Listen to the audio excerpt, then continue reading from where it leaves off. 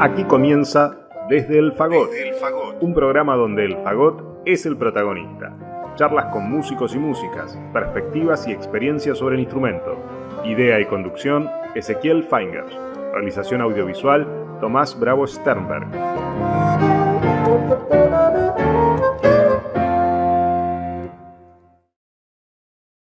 Hola, ¿qué tal? En el programa de hoy les quisiera compartir la segunda parte de la entrevista realizada al destacado oboísta argentino Rubén Albornoz, quien, recordemos, es primer oboe de la Orquesta Estable del Teatro Colón y profesor de oboe en la Universidad Nacional de las Artes y en el Instituto Superior de Arte del Teatro Colón. Podría ser una obsesión de mi parte con la ópera, ¿no?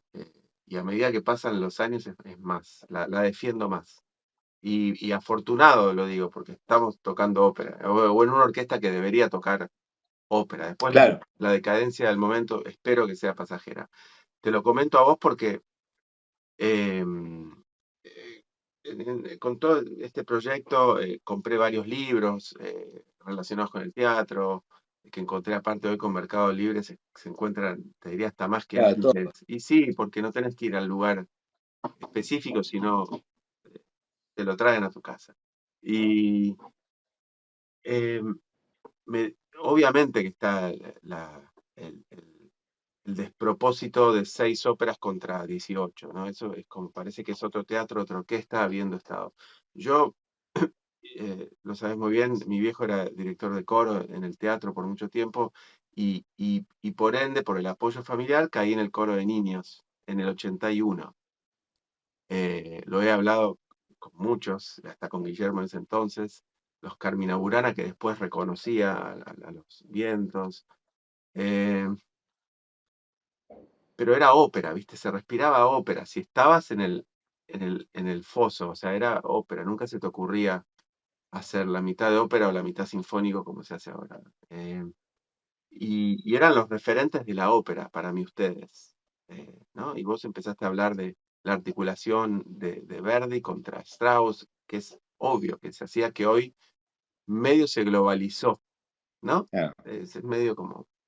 eh, pero ¿cómo te afectó a vos haber tocado tanta ópera con tocar de golpe la Sinfonía de Brahms, ponele, o la Fantástica de Berlioz? Que yo sé que estando tocando con Guillermo, Oscar, era la primera vez que la hacían y a mí me llamaba la atención, pero a su vez también, con 18 títulos, era obvio que Claro. habían hecho Aida interminables veces, viste, innumerables veces. Entonces, ¿cómo te afecta a vos como músico de ópera, que creo que te podés... ya Sí, ya se puede caracterizar, ¿no? calificar de esa. Sí, o sea, claro, con el lirismo, pero ¿cómo te invitan a tocar sinfónico, que sé que tocas mucho también en otros organismos? ¿Qué es lo primero que se te... eh, Sí, ahora, bueno, en estos últimos años, como he estado haciendo un reemplazo en la parte sinfónica, es como más sencillo eso. Pero digamos que a mí no me costaba tanto. Es más, yo creo que enriquecía un poco eh, el hecho de hacer ópera porque, no sé, yo creo que haciendo ópera uno siempre tiene en el oído al cantante, tiene en el oído la voz humana, mm, tiene en el oído la forma del canto de la voz humana, que es lo más, creo, dúctil que hay en cuanto a hacer música, ¿no? Porque está ya está incorporado con uno, no se necesita nada, ningún claro, instrumento externo. Entonces me parece que es quizás lo que más se acerca no sé, a una cosa, no vamos a decir natural, pero eh, como, no sé cómo expresarlo, como que no, alejada del mecanismo, digamos, ¿no? mm, Entonces, a mí me parece que eso me enriquece mucho cuando yo toco, porque mi visión ya es del canto, es decir, yo escucho los pasajes de Brahms o de Beethoven y ya el trasfondo es como, no digo que es como si lo estuviera cantando, pero están más cercanos a eso que a la mera traducción instrumental. No sé si me llego a explicar ¿y del todo, ¿no? aunque ya lo acabas de decir, pero para hablar un poquito más, creo que es un tema interesante, porque veo a los jóvenes que caen en las orquestas, pero es obvio, por necesidad laboral, y en el fondo no saben dónde están, porque no hay que quejarse de la ópera, estás en una orquesta de ópera, entonces habría que invitar a que haya más títulos, etcétera. Entiendo que sea una profesión sumamente diferente de tocar las sinfonías cotidianamente como hacen otras orquestas. Pero, ¿y qué plus le ves al tocar ópera y qué te saca? Por ejemplo, tocando en la filarmónica, que ves con colegas que tocan hermoso y sumamente preparados. eh, ¿Cómo, viste, como vos hablaste del piano previo al oboe, que te da una preparación única, o sea, toda la polifonía, el ritmo? eh, Claro. ¿El tocar ópera te agrega algo así, vos pensás?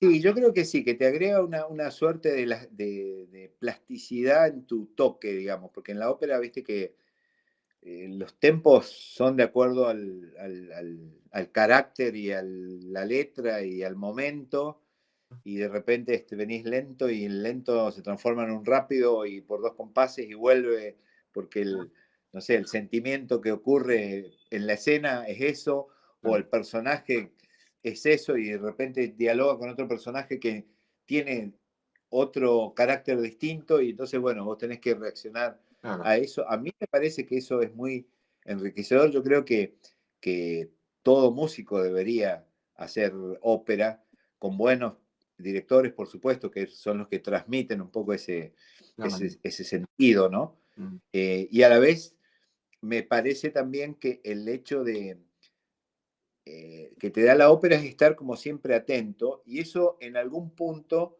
en lo sinfónico te juega en contra si no estás, porque en lo sinfónico más que estar atento vos tenés que reaccionar vos claro, rápidamente. Entonces yo siento también en la orquesta cuando por ahí pasamos a alguna sinfonía un poquito que tenemos muy lindo sonido, porque ya tenemos ese sentido de la voz y del acompañamiento y de la belleza sonora, pero nos falta un poquito esa reacción que tienen las orquestas sinfónicas, ese músculo, digamos, ese músculo sinfónico, le llamaría.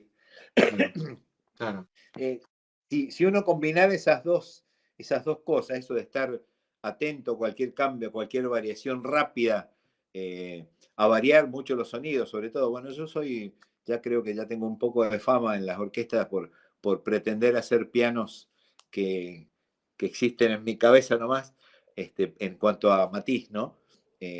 Siempre tengo esa idea, bueno, creo que me viene de algún estudio, algunas clases que tomé con solista con Sergio Bau de Ámsterdam, donde eso era el puntillismo eh, y el destacar los matices, digamos, era pan de cada día, ¿no? Eh, si eso, que yo creo que está más en la ópera, porque bueno, estás en relación siempre a algo que es la voz, Mm, o la escena, o la voz que de repente por la escena está muy atrás, o está, bueno, nos ha pasado en una ópera que tuvimos hace poquito, este, si uno supiera conjugar eso con ese músculo, esa reacción, eh, no digo que en la ópera no se tenga reacción, al contrario, tenés que tener reacción, pero en la ópera siempre estás como atento a. En claro, cambio, en el género sinfónico me parece que no, sos vos el que tenés que claro, salir disparado, no esperar a claro, nadie, digamos. claro, claro. No sé si soy claro en No, no, ese. súper, pero yo noto siempre del sinfónico, por llamarlo de alguna forma, que, y no quiero que suene peyorativo, pero en el fondo menosprecia un poco, sin haber tenido la oportunidad de no tocar una ópera y después, porque el tema es tocar una ópera y otra ópera y otra ópera, y cómo No, estás claro, en octubre y cómo estás en diciembre, eso es complicado. Cómo te levantás de una ópera agotadora, cómo, ¿no? De un Strauss, pero en la ópera Nabucco, por ejemplo, de que el corno inglés en la última página, después de estar horas tocando, tenga un solo tan delicado como tal vez uno dice, uy, tengo que claro. tocar la Nuevo Mundo, ¿viste? Entonces, ni siquiera digo, ¿no? Pero esas cosas te las da solo la ópera, ¿no? O esas notas sueltas que son solas y las Sí, más sí. difíciles de la ópera y qué haces con una blanca así disparada de la nada, ¿no? Esas cosas, ¿no? Te da. Sí, a mí me parece que te da oportunidad, si uno lo hace, ¿no? De profundizar. Yo siempre decía, por ejemplo, no sé, algunos solos que son como emblemáticos, no sé, cuando se está muriendo Violeta de la Traviata, que ya está en su último lecho y recuerda y sale el oboe, ¿viste? Y de repente vos decís, no, si vos agarrás la línea melódica que tiene el oboe, eso lo podría hacer un estudiante de segundo año, porque las notas que son vienen cómodas, pero claro, cuando vos decís, no, yo estoy siendo la voz de alguien que se está muriendo y está recordando, ahí se pone distinto el asunto, ¿no? Sí, Y pasa mucho en la ópera. Es decir, bueno, de repente no tenés nada, venís con cosas tranquilas y de repente tenés tres notas de un recuerdo precioso o de un dolor inmenso o de una tristeza que los buenos directores te la exigen y yo creo sí, que uno la debe hacer. Entonces a mí me parece que eso te da una riqueza en la interpretación de por ahí no tantas notas, sino en cuanto a la sonoridad y a la característica que vos le tenés que buscar a ese sonido, a ese momento, claro, a ese solfeo, porque una cosa es solfear y otra cosa es transmitir un sentimiento, ¿no? Entonces, a mí me parece que ahí está la riqueza de la ópera. Por supuesto que en base también a mi experiencia, si yo hubiera hecho esa primera ópera cuando llegué y ya no hubiera hecho más nada, el recuerdo que a mí me quedaba como instrumentista en la ópera es decir, no, es una cagada la ópera, ¿viste? claro, Ahora, yo no conozco a nadie que haya pasado unos cuantos años de ópera que no tenga esa pasión, porque de repente se transforma en una pasión eso, ¿viste? El conocer grandes autores, incluso algunos como Puccini, que es un grande, que vos si no es en la ópera es raro que lo conozcas en el claro, género sinfónico, claro, claro, claro, o conocer un Mozart distinto, digamos, ¿no? claro. Ya hacer una sinfonía después de hacer, no sé, Così fan tutte o la flauta mágica, a mí me parece que eso te enriquece, para mí te enriquece. Claro, las óperas italianas o alemanas de Mozart mismas, o sea, son diferentes. Por eso te digo, tener una visión de Mozart de ese tipo. Yo ahora toco el concierto de Mozart y tengo recuerdos de solos Claro, cantados, no sé, ya te digo, no sé, Così fan tutte o de la flauta mágica o Don Giovanni. claro, Este, claro, claro, y eso, bueno, si no tenés ópera, está bien, se puede escuchar, cosa que también sería bueno, escuchar, aunque no tengas la posibilidad de, pues no todo el mundo tiene la posibilidad de actuar en orquesta de ópera, pero aunque sea escucharlo, escucharlo. Si es en vivo, mejor. claro. Y bueno, el hecho de hacerlo, de trabajar con, ya te digo, con grandes directores que tienen ese sentido de la cuestión, y a mí me parece que es una riqueza que uno carga, Claro, este, claro, y me alegro, digamos. En todo caso, para tal algo vez te da sirvió. una riqueza y una flexibilidad que no te da otros organismos, ¿no? Otros ensambles, Sí, digo. a mí me parece, o por lo menos te Mm, completa, ¿no? ¿Qué sé yo? Hay gente claro, que es muy intuitiva, que ya lo trae de repente, pero me parece que como formación es muy interesante, muy claro. importante. A mí me parece que me ha dado esa cuestión. En la articulación, claro, para copiar, Sí, es como un claro, plus que vos tenés, por supuesto, bueno, está la parte técnica, todo el resto, ¿no?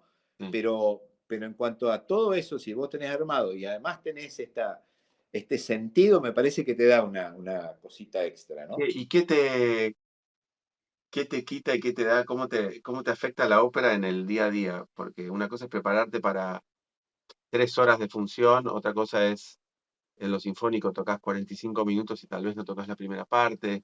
Digo, uno está, en tu caso, ¿cómo es? No quiero hablar más, pero vos contanos cómo es tu, tu día a día para una función o cómo lo afecta en el día a posteriori, viste, la mañana siguiente, el organizarte Claro. el No, estudio. en general, bueno, digamos, no por aparentar, pero el hecho de primero vos siempre conlleva una responsabilidad Claro, importante que creo que con los años, al tomar conciencia, se siente más, ¿no? Quizás también con los años se siente más en el cuerpo, a pesar de que yo recuerdo también haber hecho óperas de más joven, como una ópera muy exigente para mí, creo que de las más exigentes, que Caballero de la Rosa, claro, de Strauss. Y yo, sí, recuerdo, la hice la primera vez cuando tenía 30 años y quedaba demolido, ¿no? A la noche, al otro día quedaba como dolorido de toda la... Este... Claro, hay ciertas cosas que yo creo que conviene no pensarlas, por eso te digo, uno las piensa. No, pero, El hecho de, no sé, yo pero de viste, repente... es muy Mm, interesante también, o intento por lo menos hacer hincapié en los esfuerzos, entre comillas, o las intenciones que uno tiene frente a algo, o lo que puede decir, te fuiste 15 años, 2 años, o hiciste esto, lo otro. Ya en tu caso no lo nombramos, pero vos dejaste tu familia, tus padres, de muy joven, por lo que veo, ¿no? sí, a Por los eso. 19 años ya me había Sí, ido a Mendoza. Sí. y por más que hay todo un incentivo laboral y el teatro, pero en algún momento te habrás planteado también, bueno, no estoy en mi tierra natal y no, lo hablaba con Jorge, otro colega de La Vega, de lo Claro. mismo, ¿viste? Eh, Yo en ese sentido tenía la suerte de que mi tierra natal no estuve nunca, porque como te dije, no, nací ¿dónde en un está la lugar... familia? Me refiero, nada, nada, ¿dónde está, viste? ¿Dónde están los padres? Creo que no, no. No, claro, claro. Y Este, esto de, ¿cómo es? Nada, de la ópera, después están vos hiciste estudios afuera, eso no lo hablamos, estaría bueno que lo menciones. sí, yo no tuve un estudio, digamos, no pude, porque bueno, por otras cuestiones personales, que me casé joven, también tuve hijos bastante joven, no hice un estudio largo afuera como me hubiera gustado, pero bueno, siempre tuve la idea de que sí, que es necesario tomar contacto con otras, y sobre todo, bueno, en el caso mío, que siempre miraban hacia Europa, este, tuve la suerte de hacer algunos cursos cuando tenía 21 años, conocer algunos profesores, tomar algunas clases. Y después cuando tuve 28 años también ya era solista de acá en el Colón, Ajá, pero creía que me faltaba todavía esa parte y estuve 3 meses estudiando, tomando clases con solistas del Concertgebouw en Ámsterdam, ¿no? ajá. Eh, ese fue, y después, bueno, yo siempre que venía a algún curso era como un estudiante eterno, ¿no? O ya después incluso colegas que venían a hacer cursos, yo estaba ahí preguntándole, digamos, siempre tuve ese espíritu como estudiantil Sí, de, de de curiosidad, exploración. claro, claro. Quizás ahora ya lo hago más pensando en la sucesión, digamos, en los alumnos, pero en el fondo siempre creo que siempre pasa por mí, ¿no? Un gran oboísta decía, no se puede enseñar lo que no se toca. Claro, Entonces me parece que si había algún cambio en el sentido, algún progreso, primero lo tenía que hacer yo y después claro, pasarlo, si no era, qué sé yo, claro, era escuchar una línea y repetirla, ¿no? claro, claro. Este, Así que ya te digo, mi formación en el exterior fue un poquito salpicada, no fue Y tu constante. formación en el exterior, por más salpicada que vos la notes, lo que te impactó al irte afuera, nombraste las dinámicas, por ejemplo. ¿Qué te sorprendió, digo, en impactar? Sí, la ventaja que tiene el ir afuera, que yo me daba cuenta, es que, digamos, quizás acá haya, y vos que has estado estudiando afuera, reconozcas que acá hay colegas que tienen niveles como para estar afuera, pero Obvio, por ahí son obvio, puntuales. obvio, obvio. En cambio, si vos estás en un lugar, es como que todo es así, ¿viste? Claro, claro. Todo el sistema es así. Entonces, el Ujú, progreso que vos haces en esos lugares es inconmensurablemente mayor que el que podés hacer acá en el mismo tiempo, ¿no? claro. Porque acá, por ahí yo le tengo que decir a un alumno como es, digamos, mira que allá, digamos, allá si no estudiás, el profesor te dice el que pase el que sigue y volvé cuando lo tengas estudiado. Pero eso yo se lo digo, allá vos lo vivís, Claro, allá te sacan de las pestañas si no estudiaste. Entonces, bueno, claro. esa visión, esa vivencia no se puede trasladar para Pero, mí. o sea, Entonces, por eso, obvio que acá es más, estamos hablando de lo individual que pasa en todos los países, pero vos sí, hablás más de lo cultural y social, que es, sí, que es sí, obvio, sí, sí. pero a vos como oboísta, aparte con la suerte de ya tener un flor de trabajo y una trayectoria, 28 años, en tu pronta trayectoria profesional, ya tenías muchos años de silla, de primero oboe, fuiste y ¿con qué te encontraste en el fondo?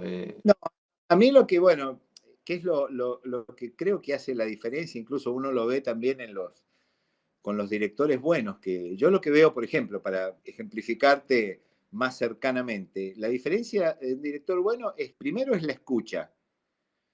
El tipo escucha todo y ya sabe lo que quiere. Y hasta que no lo logra, No para. no pasás de cuadrito, ¿entendés? Claro, No es que dice, no, eso está muy fuerte y se sigue, no. claro. Eso no sé si está fuerte o muy fuerte, no está como yo lo quiero. Mm, Y hasta que no salga como yo lo quiero, no, de ese carril no nos movemos. claro, Entonces, claro, si uno se acostumbra a eso, claro, eso yo lo traslado a lo que viví de estudiante, digamos. claro. Yo, por ejemplo, ya era solista del Colón, y entonces voy a tocarle a mi profesor, que era solista del Conserje Bau, el solo del concierto de violín de Brahms, ¿no?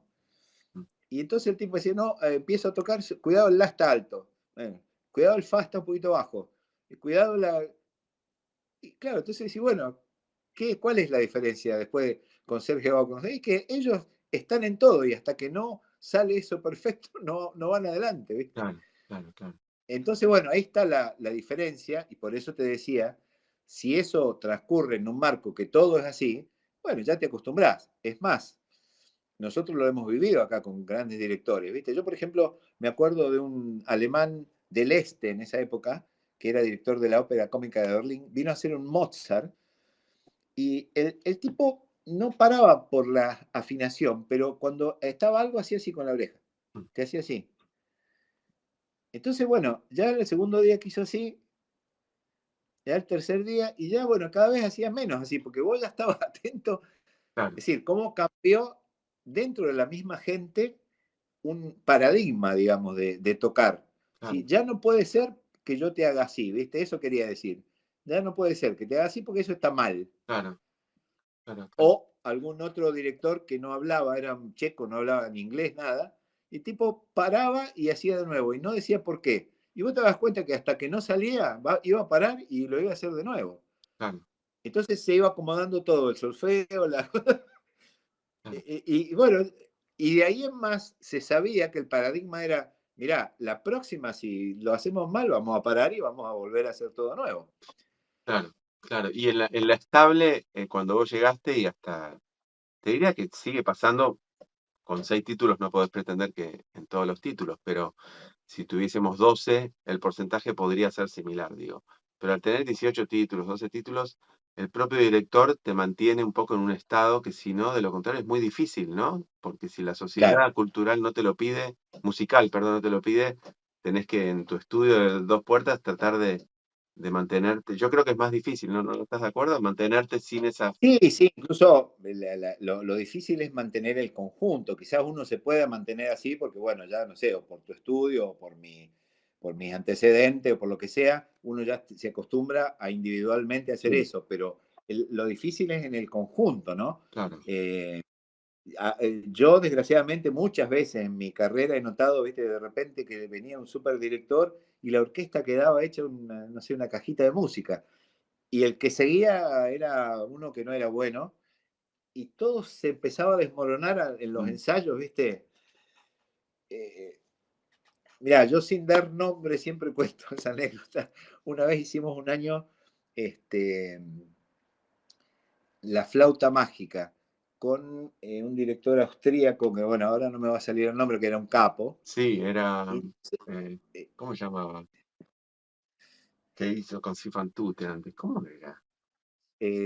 algo con ST, algo de Stern o algo así era. Eh, bueno, la cuestión que al siguiente año se repite La flauta mágica con un director argentino. Y bueno, de repente voy. El primer ensayo, cuando el tipo baja la batuta, sonó como cuando lo habíamos hecho con este director austríaco. Hager. Y ya al tercer ensayo, cuando el director de acá empezó a dar indicaciones, se fue como cayendo todo. No era Hager, por casualidad. Hager, Leopold Hager, sí Sí, señor. Leopold Hager. sí, sí, sí. Yo tengo ese recuerdo, entonces bueno, ahí están los paradigmas, ¿viste? Decir, bueno, de repente salió después bien, exitosamente, pero esa versión se cayó, ¿viste? Bueno, eso Yo, es lo que hace la diferencia yo muchas veces me, me acuerdo fue a suplantar por una de las licencias de Oscar Bazán por la espalda, e hicimos una bohème con un italiano, hermosa, pero no me sorprendió lo que te voy a contar después. Después hicimos con Hagel Così fan tutte, estaba Mario al lado de Cesarini, me di el lujo de poder tocar con él y de golpe termina el primer ensayo y se escuchaba cuando yo guardaba las cañas. Entonces le digo a Mario, ¿pasó algo? Pero porque era otra orquesta, yo venía a tocar y me dice, no, con Hagel no te habla hasta que llegas a tu casa. Sí, sí, sí, era complejo Hagel. Sí, nosotros, bueno, yo tengo muy buen recuerdo de él. Además, bueno, a mí me gusta personalmente las óperas de Mozart, me encanta, y me Sí. encanta cuando se hacen con esa frescura, ¿no? Igual que este que hacía, me acuerdo ahora el apellido de este alemán que hacía, ya debe ser muy viejo, pero también tenía una frescura Claro. para hacer las cosas.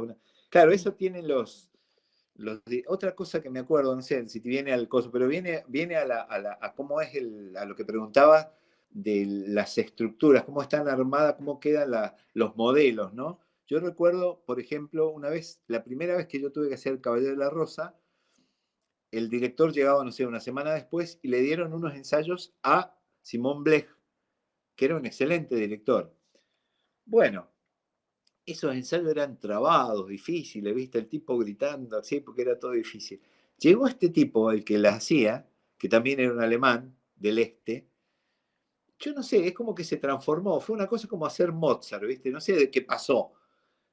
Pero ya esa impronta que trae esta gente en cuanto a lo que ha escuchado, a lo que tiene, a su cultura, digamos, hace que las cosas funcionen más fácil, que era lo que te decía, era todo difícil.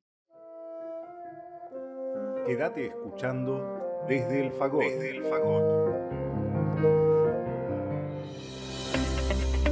Radio Damus, la radio del Damus. Música, debates, información, actualidad y humor. Llévanos a todos lados, bajate la aplicación y sé parte de este espacio. Radio Damus, nuestros sonidos.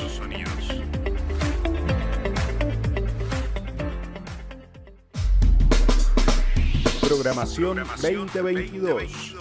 Tardes contemporáneas. Órgano en Baires. Entre teclas. Voces que escuchan. Cámara hoy. Barroco de dos mundos. Paredes pintadas. Mujeres de la música. Espacio jazz. Músicas cruzadas. Desde el Fagot. Todo es música. Y los estrenos de Por la huella de las cuerdas. Un programa dedicado a la guitarra. Dígame licenciade, un programa de graduados y graduadas. Radio Damus, nuestros sonidos.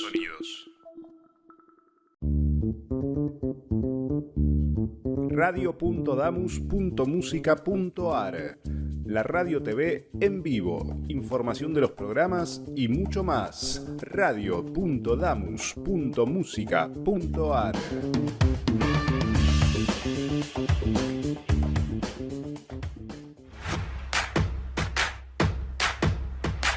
¿Querés difundir tu empresa, negocio o actividades? Escribinos a radiodamus@gmail.com. Ofrecemos planes a medida y a precios accesibles. Radio Damus. Sonamos cerca.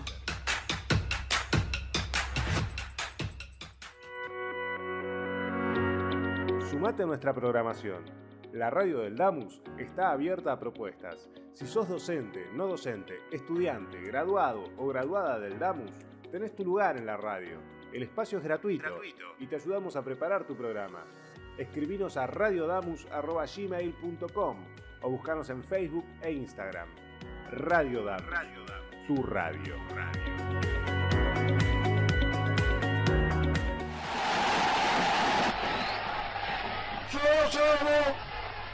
Yo llevo en mis oídos la más maravillosa música, que para mí es la que pasan en Radio Damus.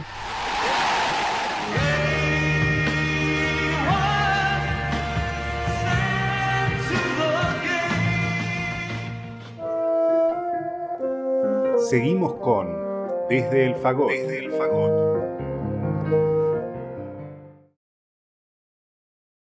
Che, y el tema, siendo docente, que ahora nos comentás, con respecto a vos con la ópera, viste que en la ópera hay tanta gente involucrada, desde la composición de la ópera, con el libreto, después el regí del estreno, que se trata de imitar en alguna forma, otros no, o con respuesta a eso, pero digo, para preparar una ópera del Strauss, el concierto, también te abre la curiosidad, te despierta la curiosidad para investigar de lo que estás tocando previo a la, o sea, de análisis. Imagino que sí, ¿no? Porque es algo...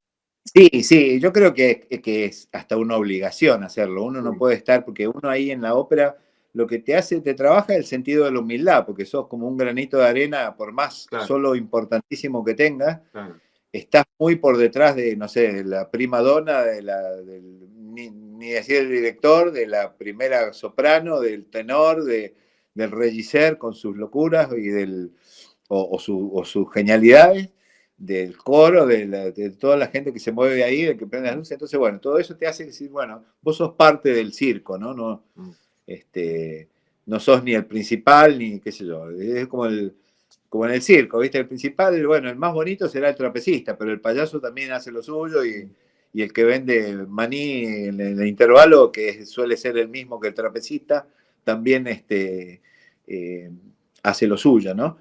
Eso por un lado. Y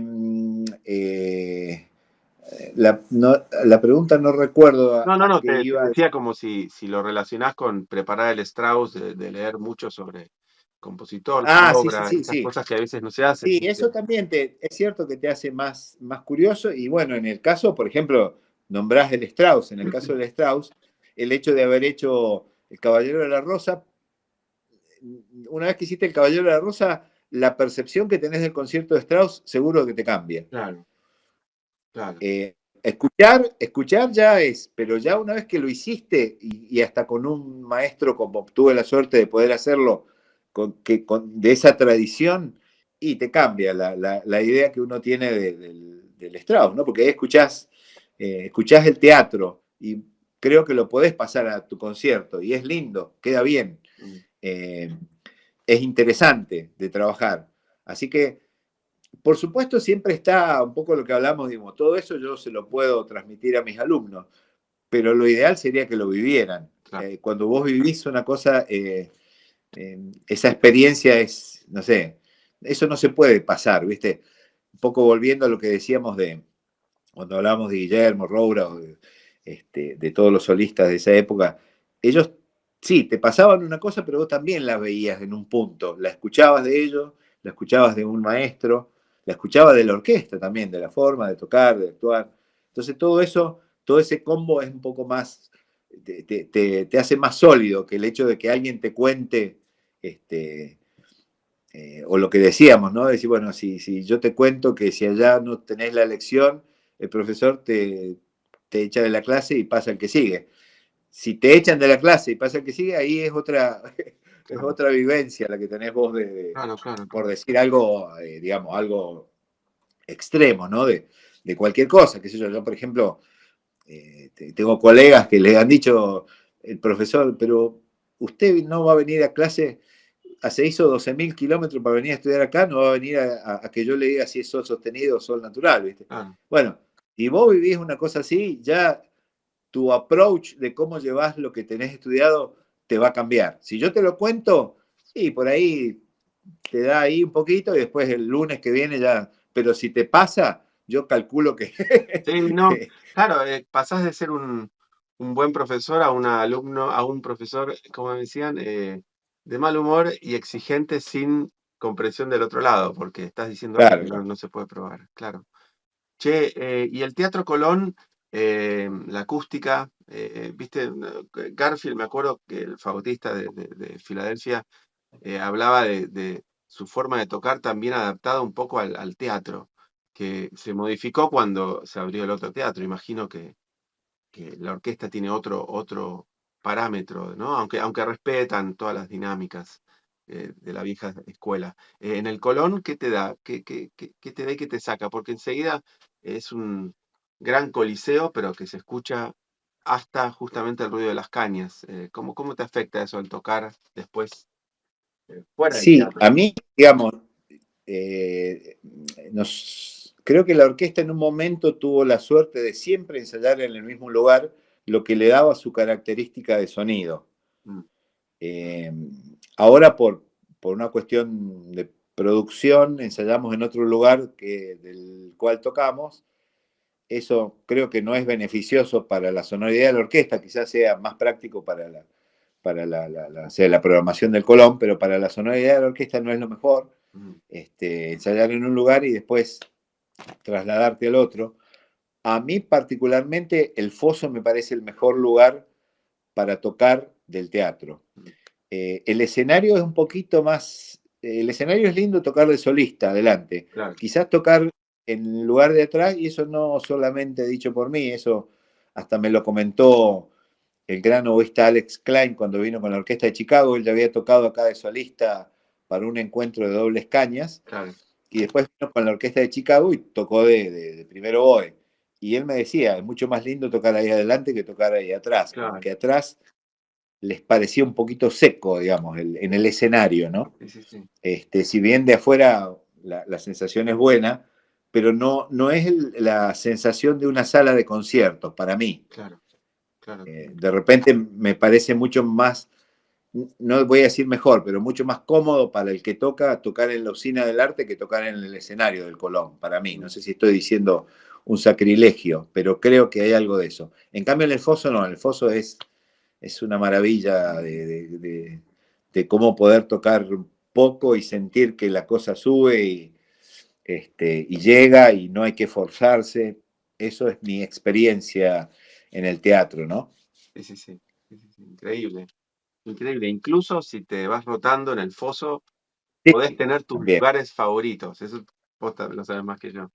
Es increíble. De un lado o del otro, el Sí. piano suena diferente. Es En general, digamos, al lado de la baranda no es recomendable. no, Generalmente a la mitad y mirando hacia el público es lo mejor, digamos, es sí. donde más se despliega la sonoridad, Sí, ¿no? sí, sí, sí, sí, sí. Haber hecho el cónsul con un solo fagot, sabía que me iba a tocar al lado de la baranda y estaba ya preparado para esperar la próxima ópera. Sí, eso es ingrato, un poquito Sí, ingrato, sí, sí, porque sí. sabiendo cómo es, si vos te movés un metro nada más que te Te muevas hacia el cambia, centro, te ya es, cambia, te cambia. quizás es la sensación que tiene uno de ahí, ¿no? Pero lo cual es válido porque Es la es la que, comodidad, sí, sí, sí. claro, es la que cuenta para el que toca, ¿no? Rubén, ¿y tu fila actual, que es con, eh, bueno, se acaba de jubilar hace poco este, un colega, Gerardo Bondi. Gerardo Sí, Bondi, está Raquel Dorotti y Marcelo Baus en corno inglés?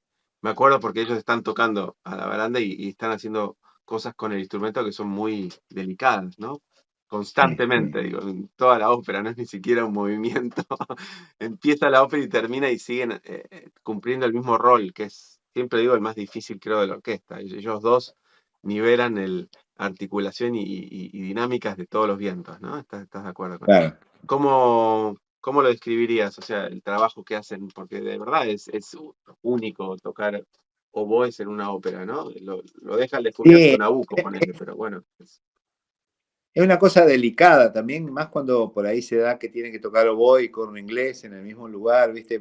Lo que charlábamos antes, que la ópera en ese sentido, sobre todo Verdi, es un poquito ingrato en el sentido de que por ahí no estás tocando y de repente cuando tenés que entrar con una sonoridad muy piano en el grave, o tenés que cambiar de corno inglés a oboe rápidamente y encarar un solo que donde estás solo, o donde definís un poco el momento de la acción de esa ópera con las notas que tocás. Entonces es un trabajo delicado y, Mm, bueno, por supuesto ellos lo hacen profesionalmente y además tienen, obvio. de su juventud, tienen una larga experiencia, ¿no? En Sí, sí, esto, sí, y uno se siente como muy respaldado también en ese sentido, ¿no? claro. Eh, Porque cada uno hace lo suyo y bueno, el trabajo el buen trabajo del compañero siempre apuntala, me parece, Sí, en sí, sí. todos los. Lo digo, Uno lo siente en la flauta, en el. no estoy capacitado para hacer estas preguntas, entonces soy un desastre haciendo esto y lo pido disculpas siempre, pero lo decía en referencia a que uno, si ocupás la primera silla de solista, sos quien sos en el momento de la función, gracias a tus colegas que tenés al lado, si no, lamentablemente no podés expresarte como querés, no tocas cómodo, entonces lo digo, no sé, siempre te veo tocar cómodo y los veo como un Sí, grupo yo, consolidado. digamos, tengo esa suerte de hace mucho tiempo, incluso antes que ahora, bueno, Alejandro está de solista, pero antes era segundo, Claro. también sentía que poner, ¿viste? Esa Sí. seguridad, esa entrada, que te van a dar una buena afinación si tenés que hacer la octava, te van a dar un buen Claro. sonido, una buena calidad de sonido. Van a pasar del oboe al corno inglés con solvencia, ¿viste? Y vos estás tranquilo. Yo, digamos, hasta disfrutando de eso, ¿no? Si no, tenés que estar así un poquito como sufriendo que no le vaya a pasar nada. No, acá ya sé que ellos van a hacer lo suyo con total solvencia y talento. Entonces, bueno, quizá uno no lo piensa eso todos los días porque lo vivís como algo normal, pero es una cosa para agradecer, ¿no? Porque Claro, tener esa obvio, esa solvencia. Creo que pasa en todas, bueno, yo lo he visto en las grandes orquestas como la gente, o por ahí, colegas, amigos, que son como muy, enfatizan mucho la calidad de sus colegas, ¿no? Pasa también en los equipos de fútbol, con los grandes, que vos ves que dicen, no, jugar con este es una maravilla. Bueno, Claro. creo que también pasa un poco en las cosas de conjunto artísticas, ¿no? Sí, bueno, el hecho de tener, qué sé yo, no es porque vos seas el dueño del programa, pero tener un fagotista como vos a mí me causa placer escuchar y además también te incita digamos, te invita a desplegar un poco más la imaginación, ¿no? Que tener que estar viendo si se le cortan las notas o si desafina, ¿no? Ya esto es una cosa que trasciende eso y te lleva hacia arriba, ¿no? Claro. Bueno, eso es mutuo y creo que en la ópera son largas y uno está muy concentrado, pero también da para entender todos estos aspectos que conlleva un organismo, que no son 30 minutos sinfónicos y 45. Esto es como un himnos de camping, ¿viste? De golpe. Sí, sí, sí, sí. Entender las desconcentraciones, las dificultades, dónde apoyar un poco más, como el caso, digo esto porque fue el último Verdi que hicimos, Nabucco, con Marcelo tocando esa belleza de solo al final y uno tener que hacer armonía sabiendo que se acaba la ópera Claro. y sabiendo que podría ser la obertura, digo, pero entonces esas cosas se apuntalan, pero la inspiración que es querer ir al teatro para tocar esa obra que generalmente es maravilloso y con buenos directores y uno va ahí a pasarla bien, se da también gracias a personajes como vos, como Jorge, que tuvimos la suerte de enganchar los últimos 20 años, 15 años de carrera, súper consolidados, donde uno también es como una especie de cable hacia Meir, Claro. te diría, y obvio que Roura, pero entonces para mí es un lujo haber podido caer en eso. Pero la pregunta que te quería hacer es justamente, generalmente en las orquestas se da, digo, por lo que ve, que las vacantes se van abriendo así continuamente, pero de forma singular, digo. Segundo oboe, tuba, un contrabajo. En el 2010 hubo un recambio de la orquesta que continúa hasta ahora, pero ahora de forma más gradual. Fue un recambio muy importante, que entramos un Sí. montón de chicos, en mi caso no tan chicos, pero bueno, frente a gente que estaba ya pasada de la jubilación, etcétera, fue un cambio importante, ¿no? Sí, ¿Cómo, sí, te sí. afectó eso en los dos lados? Porque imagino que tiene algo negativo en términos de tener que hacer un recambio acostumbrado a sonoro, no sé, te lo planteo porque imagino que no fue todo Sí, bueno. mira, en el caso del último recambio fue muy bueno porque, bueno, por ciertas condiciones que quizás cedían un poco lo artístico, estaba tocando en la orquesta mucha gente que no se podía jubilar por razones administrativas malas, digamos, Sí.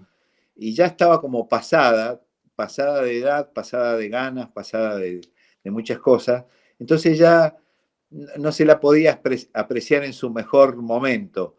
Entonces era como necesario ese recambio. Entonces vino muy bien el recambio y bueno, el- la, así como la orquesta tenía muchas cosas buenas, tenía algunas mañas en cuanto a la elección de la gente que venía, quizás amparada en eso que te decía, que bueno, la orquesta primero tiene que ser un buen, perdón, la orquesta tiene que haber buen ambiente, entonces bueno, muchas veces se priorizaba que la gente que entraba que fuera buena gente, y de repente se minimizaba sus características técnicas o sus posibilidades. Entonces, eso también cambió esa prioridad en los concursos y en las pruebas que se fueron haciendo, con cierto esfuerzo de parte de algunos de los integrantes en los cuales me incluyo, de forzar un poco a que, bueno, ya está, buena gente está bien, pero también tienen que tocar, digamos. Claro, Este, claro. entonces, bueno, vino muy bien ese cambio y por supuesto, claro, al principio no voy a decir que no se notaba una cierta inexperiencia en la parte operativa de hacer ópera, Claro, valga la redundancia, por el hecho de que, bueno, mucha gente era la primera vez que hacía ópera o la primera vez que hacía ópera seguido, claro, y eso se nota contra los viejos, que, bueno, tendrían sus defectos, pero eso ya lo conocían, digamos. claro. Entonces, también hubo que, no vamos a decir echarse la orquesta al hombro, pero bueno, ya de pasar de estar en hacer uno más que hace, a ser uno que guía, digamos, en un principio, ¿no? Aunque fuera medio inconsciente eso, no te digo que Claro, un día uno despertó y bueno, ahora me toca a mí ser el guía de toda esta claro, juventud alocada que ha entrado, ¿viste? claro, Sino que bueno, eso por ahí se sintió, pero para mí lo compensaba el hecho de que hubiera hasta una renovación en el sonido. Eso es bueno también, ¿viste? Para la orquesta, digamos. Eh, Sonidos nuevos, claro, de gente que tiene otra técnica. Eso a mí particularmente me gusta, me refresca, me rejuvenece, digamos, ¿no? claro, Me hace, qué sé yo, o el hecho de que decís, bueno, está bien, yo en un momento quedaba que era vos y otro, todos te aplaudían los solos, porque era, y ahora no, ahora entra un montón de gente que hace solos a ese nivel, y bueno, y está bueno eso, viste, que está repartido por todos lados claro, la claro, excelencia, ¿no? claro, claro. Entonces, bueno, eso también a uno le da como una cosa de, bueno, sí, no me tengo que quedar con los laureles Claro, de hace 20 años. Ahora ya hay sonidos más modernos, más técnicamente mejores. claro. Y bueno, y eso también es bueno, ¿no? Porque a mí por lo menos me mantiene activo en el sentido intelectual y además, otra cosa, gente que viene con otras ideas, ya como el caso tuyo, si bien eras nuevo en la ópera, pero ya tenías tu experiencia en otras orquestas y en otras orquestas internacionales, Claro. entonces ya traen otras modalidades complementarias con las que uno tiene y eso me parece también, a mí particularmente me parece muy interesante. Sí, sí, sí, por eso aclaré, porque me encantaría haber dicho, sí, yo era de los más jóvenes, pero no, entré con 37 años y muchas óperas encima y hasta canas tenía ya, así que, Sí, sí, mirá. pero bueno, no dejaba de ser nuevo en la orquesta y hay que adecuarse a muchas cosas. Para mí siempre un lujo. Rubén, por una cuestión de tiempo, sin minimizar el trabajo enorme que hiciste en música de cámara con quintetos, con el Deseto famoso, hermoso, que siempre está abierto a quien lo quiera agarrar, pero porque para mí, de verdad, como está ligado a la ópera, me parece una idea única, brillante y poco explotada, y bueno, será una cuestión de que se siga o no se siga, pero fue único para mí, un antes y después esa idea operística con un Deseto de vientos, todos profesionales, prácticamente la mayoría de la ópera. En la docencia estás en la UNA, ahora dando clases, y siempre dedicado a la docencia de muy joven, ¿no? Vos estuviste en Sí, sí. El caso mío fue un poquito extraño porque realmente acá me inicié en la docencia casi obligado por quienes me vinieron a buscar, porque bueno, no sé si ya se conocía que González era una persona que pensaba mucho en la cuestión técnica y eso un poco lo heredé yo. Cuando yo llegué, ni bien llegué acá a Buenos Aires, ya cayó una chica en ese momento que ahora es profesora de la Universidad de Cuyo y solista de corno inglés allá, que poco me obligó a que le diera clases, ¿viste? Yo tenía 24 años, ¿no? Lo menos que quería hacer era... Ya tenía alguna experiencia en Mendoza porque González a veces nos derivaba a algunos alumnos para que fuéramos aprendiendo. Y bueno, a partir de ahí, desde los 24 años, o sea, ya también va a ser como 40 años que digamos, doy clase, por supuesto, a la cosa ha ido evolucionando, creo que a favor. Mucho tiempo, por una cuestión económica y práctica, yo di clases en mi casa. Es decir, estoy en el ámbito público desde no hace mucho tiempo, desde hace 10 años, un poco más. Antes daba clases privadas y tenía muchos alumnos en forma privada. Y bueno, puedo tener un poquito la satisfacción de que muchos de mis alumnos ahora ocupan puestos importantes en las orquestas argentinas, muchos han ido a estudiar al exterior, entonces bueno, creo que la labor estaba bien hecha. Y hace 10 años ingresé ahí por concurso a la Universidad de las Artes, también ahora estoy en el ISA, en la Academia Orquestal, y desde hace 2 años en pandemia, como profesor en la Universidad de Asunción, en el Paraguay, de la cátedra de oboe. Y después, bueno, dando cursos, tenemos algún proyecto conjunto de juntarnos una vez por año con las universidades de Tucumán y de Mendoza. Hacemos unos encuentros multitudinarios de oboes, con conciertos, masterclass. Casualmente ahora este año retomamos y voy a viajar a Tucumán, donde, bueno, a dar un concierto ahí con la orquesta, concierto con los alumnos y cursos. Así que, bueno, la actividad docente es bastante atrapante. Yo creo que también me mantiene muy fresco eso, ¿no? Me mantiene estudiando, porque vuelvo a repetir lo que decía este gran oboísta, no se puede enseñar lo que no se toca. Entonces, yo tengo para mí que si quiero enseñar bien, tengo que tocar bien. Entonces, eso me lleva a estar siempre, o tratar de estar por lo menos en un buen lugar en cuanto a la preparación personal, ¿no? Sí, sos un pilar sumamente indispensable e importante en el medio, obvio. Por eso lo saqué a relucir. Y vos sabés que este proyecto, aunque tiene un título fagotístico, me di cuenta en el transcurso que tenía que involucrar todo lo relacionado con el fagot, y de eso se trata. En su momento invité al gran Lido Guarnieri, que lo hablamos y me ayudaste a conectarlo y me diste el empujón. Y por una cuestión cronológica te hice esperar un poco más de lo que hubiese querido, porque no me da el tiempo y tenía que seguir un orden para no marear, o intento no marear al que lo quiere escuchar. Pero fuiste siempre para mí un ícono, y te conozco de hace mucho tiempo. Siempre estabas como referente y una de las caras, de las tantas caras de la Orquesta Estable, siempre al lado de quien fue mi maestro. Entonces, con los pros y los contras, esa parte, viste, semi-paternal, vos estabas en la misma foto. Claro. Y bueno, el hecho de poder compartir un trabajo en conjunto, y que es una orquesta la cual para mí es como también parte de un órgano, una entraña de por aquí, es un lujo. Y poder no solo escucharlo en primera persona, cosas que uno no se sienta a hablar en una cena, porque es imposible hablar 1 hora y media. Diríamos, che, qué pesado este tipo, habló 1 hora y media sin parar. Por lo menos mi mujer no te invitaría más, pero yo feliz.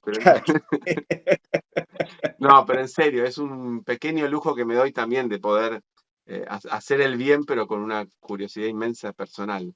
Y reconocer tu trayectoria, para mí también es es algo que lo hago cada vez que toco, pero no con palabras. Entonces, de verdad, 1.000.000 de gracias por participar. Y bueno, es siempre un placer hablar con vos y tocar también. Así que de eso se trata. Bueno, gracias Ezequiel, Gracias, igualmente te agradezco mucho. compartido el sentimiento de admiración y cariño. Ah. Bueno, espero que esto, seguramente alguna persona, algún estudiante, algún